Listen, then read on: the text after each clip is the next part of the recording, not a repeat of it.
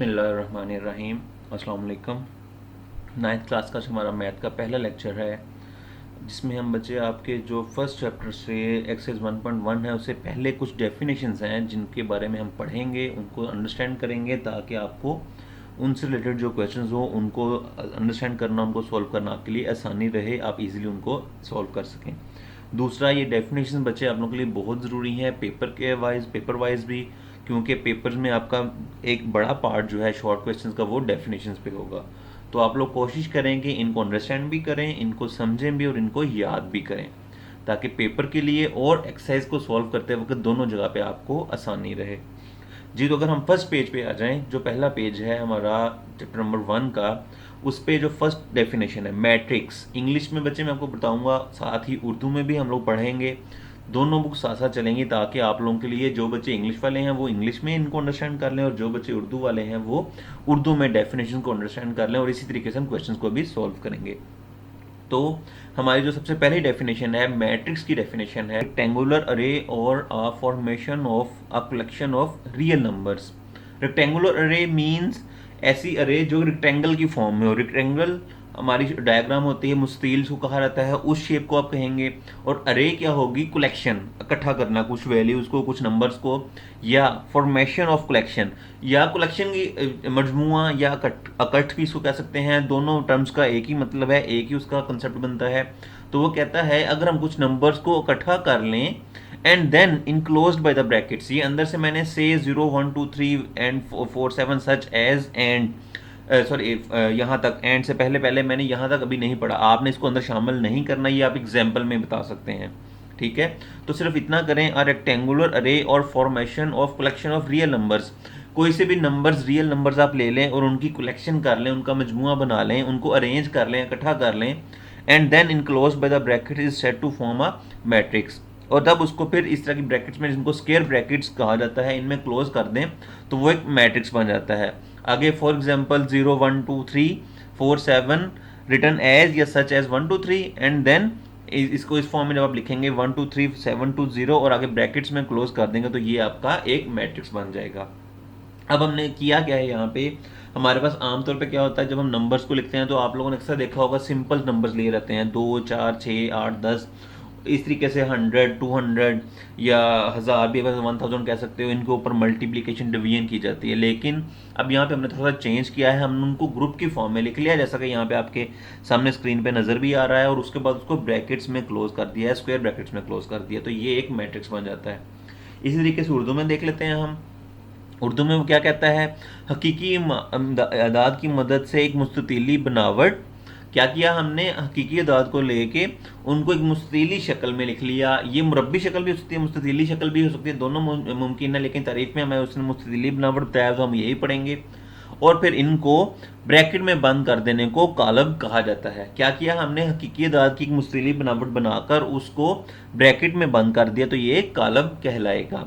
अब इसकी मिसाल क्या आप दे सकते हो, मसलन 0 1 2 3 और एंड 4 एंड 7 नंबरों को इसमें जब लिख के तो ब्रैकेट में क्लोज कर दिया तो ये इसकी एक मिसाल बन जाएगी, जिसको आप अपने अल्फाज में भी लिख सकते हैं। उम्मीद है आपको ये क्लियर हो गया होगा। अब हम चलते हैं अगली डेफिनेशन की तरफ। जी बच्चे, उसी पेज पे थोड़ा नीचे आ जाएं, टॉपिक है rows and columns of a matrix. अब हमारे जो कोई भी कॉलम रोज मैट्रिक्स होता है उसके दो पार्ट्स होते हैं, एक होता है रोज और दूसरा होता है कॉलम। पहले हम देखते हैं रोज। जी, तो एक लाइन छोड़ के नेक्स्ट लाइन पे आ रहे हैं, जहाँ पे मेरा ये कर्सर हैंड टूल भी मूव कर रहा है, जहाँ पे आपको मैं हाईलाइट भी मैं कर रहा हूँ, बता भी रहा हूँ। इन मैट्रिक्स, ए बोलने की जरूरत नहीं है, उसने मैट्रिक्स का नाम रखा हुआ है ए, तो हम वैसे जर्नलाइज पढ़ेंगे। In matrix the entries presented in horizontal way are called रोज।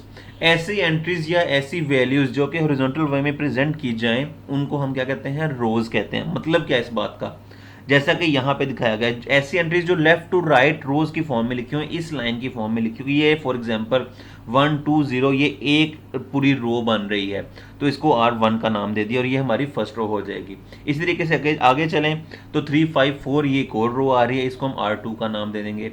फिर आगे चलें 2 1 और -1, ये तीनों मिलकर एक और रो बना रहे हैं तो इसको हम R3 का नाम दे देंगे। तो इस तरीके से जितनी भी एंट्रीज इस तरीके से मौजूद होंगी उसको पूरे को मिला के एक लाइन बन जाएगी, उसको हम एक रो कह देंगे। फिर अगली लाइन को R2 या रो नंबर 2 और तीसरी लाइन को R3 कह देंगे। तो इस तरीके से लेफ्ट टू राइट आपकी जो एंट्रीज होंगी, यानी हॉरिजॉन्टल वे में जो एंट्रीज आ रही होंगी, उनको हम क्या कहते हैं, रोज कहते हैं। इसी तरीके से उर्दू में पढ़ लेते हैं। आप नीचे आ जाएं, सामने कालब में ये जो लाइन है, सामने पढ़ने की जरूरत नहीं है, कालब ए भी पढ़ने की जरूरत नहीं है, ए भी शामिल नहीं हो तो कोई मसला नहीं है। कालब में अरकान या अंदराज की उफ़की बनावट या साख्त को कतार कहते हैं। इंग्लिश में हमने इसको पढ़ा था रो, उर्दू में इसको क्या कहेंगे आप, कतार कहेंगे। यानी इस तरीके से, जिस तरह मैंने पहले भी वजाहत कर दी है कि लेफ्ट टू राइट या दाएं से बाएं की तरफ जो लाइन चलेगी या बाएं से दाएं की तरफ जो लाइन चलेगी, उसको हम रो या उर्दू में कतार का नाम देते हैं। तो ये पहली कतार है इसकी, फिर ये दूसरी कतार है, और फिर ये इसकी तीसरी कतार हो जाएगी। जी बच्चे, इसी तरीके से आगे नेक्स्ट पेज पे चलें तो आपको डेफिनेशन मिलती है कॉलम्स की। कॉलम्स का क्या मतलब है, entries in matrix, all the entries presented in vertical way are called columns of the matrix. वहां पे हमने लेफ्ट टू राइट देखा था, यानी इस लाइंस को देखा था, और यहाँ पे हम ऊपर से नीचे देखेंगे, वर्टिकल वे में देखेंगे। तो ऊपर से नीचे जो पहली लाइन होगी उसको हम कॉलम 1, फिर दूसरी लाइन को कॉलम 2 और फिर तीसरी लाइन को कॉलम 3 का नाम देते हैं। तो इसी तरीके से आप यहाँ पे भी करोगे, ये हमारी जो एंट्रीज जितनी भी उसके अंदर वर्टिकल वे में मौजूद हों उसको हम कॉलम कहते हैं। उर्दू में बच्चे नीचे आ जाएं, कॉलम में अंदराज या अरकान की रासी या अमूदी बनावट, अमूदी या रासी या परपेंडिकुलर या वर्टिकल, ये सारे एक ही चीज़ के नाम हैं जो हमेशा ऊपर से नीचे मौजूद होती है। तो ऐसी साख्त को क्या कहते हैं, कॉलम कहते हैं। उर्दू में भी कॉलम है, इंग्लिश में भी कॉलम है। वहां पे याद रहे, उर्दू में इंग्लिश में रोज है और उर्दू में उसको कतार कहते हैं, लेकिन जो ऊपर से नीचे एंट्रीज होंगी उनको लिए हम कॉलम का वर्ड ही यूज करेंगे। जी आगे चलते हैं, हम लोग नेक्स्ट देखते हैं डेफिनेशन किस चीज की आ रही है, order of a matrix. The number of rose and columns in a matrix specifies it's order. अभी हमने पढ़ा रोज एंड कॉलम्स, तो अगर जितनी एक मैट्रिक्स में रोज आ रही हों और उसके बाद जितनी कॉलम्स आ रहे हों, जब हम उनको काउंट करके हम लिख लेते हैं तो वो उसका ऑर्डर बन जाता है। क्या बन जाता है उसका order. For example, if a matrix M has m rows, वो कहता है एक मैट्रिक्स है जिसके अंदर एम रोज है, यानी एम उसकी रोज की तादाद है। फॉर एग्जाम्पल वो 2 भी हो सकती हैं, 3 भी हो सकती हैं, 4 भी हो सकती हैं, और एंड एन कॉलम्स, और इसी तरीके से एन उसने नंबर ऑफ कॉलम्स ले रही हैं। Then M is said to be of the order M by N. तो इसका ऑर्डर क्या हो जाएगा, एम मैट्रिक्स का जो ऑर्डर होगा वो एम बाई एन हो जाएगा। फॉर एग्जाम्पल, उसने मिसाल भी दी है कि एक मैट्रिक्स आ रहा है एम, इसमें पहले देखें रोज कितनी आ रही है, एक रो ये है, एक रो ये है, तो ऑर्डर हमने रोज कितनी लिख ली, 2 लिख ली, 2 रोज क्योंकि इसके अंदर आ रही थी। इसके बाद कॉलम्स देख लेते हैं, 1 2 और 3। पूरी लाइन आपने देखनी है ऊपर से नीचे या लेफ्ट टू राइट। तो ये हमने ऊपर से नीचे क्योंकि कॉलम देख रहे हैं, तो पहला कॉलम, दूसरा कॉलम और ये तीसरा कॉलम। तो इसका कितना कॉलम हो जाएगा, इसकी तादाद क्या हो जाएगी ऑर्डर की, 3 कॉलम्स हो गए, तो इसका ऑर्डर बन जाएगा 2/3। इस बात का ख्याल है कि हमेशा आपने ऑर्डर को ऐसे ही लिखना है 2/3, और इसमें हमेशा रोज की तादाद पहले आती है और कॉलम्स की तादाद हमेशा बाद में आएगी। इस बात पे खास आपने ध्यान रखना है, वरना आप अगर पहले कॉलम लिख लेंगे और बाद में रोज लिखेंगे तो ये आपका इनकरेक्ट हो जाएगा, ये सही नहीं होगा। हमेशा रोज पहले आती हैं और कॉलम्स बाद में आते हैं। जी इसके बाद हम चलते हैं, जी बच्चे अब उर्दू में देख लेते हैं हम। उर्दू में कहता है कॉलम का मर्तबा, कतारों और कॉलमों की तादाद से कॉलम के मरतबे का तयन होता है, यानी उसमें कितने कॉलम हैं, कितनी कतारें हैं, इसको हम पढ़ते हैं उसका मरतबा। इंग्लिश में ऑर्डर था, उर्दू में क्या पढ़ेंगे उसको, मरतबा। फॉर मिसाल दे दी कि उसने अगर एक कॉलम एम में कतारों की तादाद एम हो, स्मॉल एम से ज़ाहिर किया है उनकी तादाद को, और कॉलमों की तादाद एन से, छोटे एन से, स्मॉल एन से ज़ाहिर किया है, तो कॉलम एम के मरतबे को एम बाई एन से ज़ाहिर किया जाता है। तो इसका मरतबा क्या हो जाएगा, एम बाई एन। आगे उसने इसकी मिसाल भी दे दी है, मैंने जैसे वजाहत कर चुका हूँ। पहले में देखते हैं कितनी कतारें हैं, एक लाइन या एक कतार ये हो जाएगी पूरी, और एक ये हो जाएगी। टोटल कतारों की तादाद कितनी हो गई, 2। इसी तरीके से एक कॉलम, दूसरा कॉलम और तीसरा कॉलम, तो ये टोटल कितने कॉलम्स हो जाएंगे, 3। हमेशा पहले कतारें आएंगी और दूसरे नंबर पे कॉलम्स आएंगे, तो 2/3 इसका मरतबा बन जाएगा, क्योंकि इसमें 2 कतारें और 3 कॉलम हैं। जी बच्चे आगे नेक्स्ट डेफिनेशन, लास्ट डेफिनेशन है आज के हमारे टॉपिक की, लेक्चर की। वो कहता है इक्वल मैट्रिक्स। अब हम कब हम कहेंगे कि 2 मैट्रिक्स आपस में बिल्कुल इक्वल हैं, यानी आपस में बराबर हैं, तो उसकी डेफिनेशन है let A and B B 2 matrices. वो कहता है लेट सपोज कर लें या लेट कर लें, हमारे पास 2 मैट्रिक्स आ रहे हैं ए और B. Then A is said to be equal to B and denoted by A is equal to B if and only if.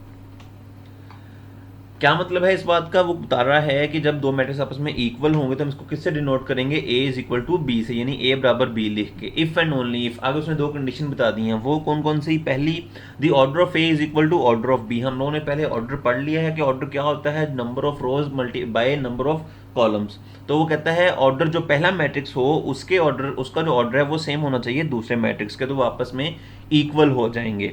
दूसरी कंडीशन क्या है, their corresponding entries are equal. दूसरी कंडीशन आप ये देखेंगे जब ऑर्डर सेम हो गया है तो देखेंगे उसकी कॉरिस्पॉन्डिंग एंट्रीज। कॉरिस्पॉन्डिंग एंट्रीज का क्या मतलब है कि जो पहली वैल्यू या पहली एंट्री फर्स्ट पोजीशन पे आ रही है वही इसके अंदर भी आनी चाहिए। जैसे यहाँ पे फर्स्ट पोजीशन पे 1 आ रहा है तो यहाँ पे भी 1 होगा, यहाँ पे 3 आ रहा है लेकिन यहाँ पर 3 नहीं है, यहाँ पे लिखा हुआ है 2+1।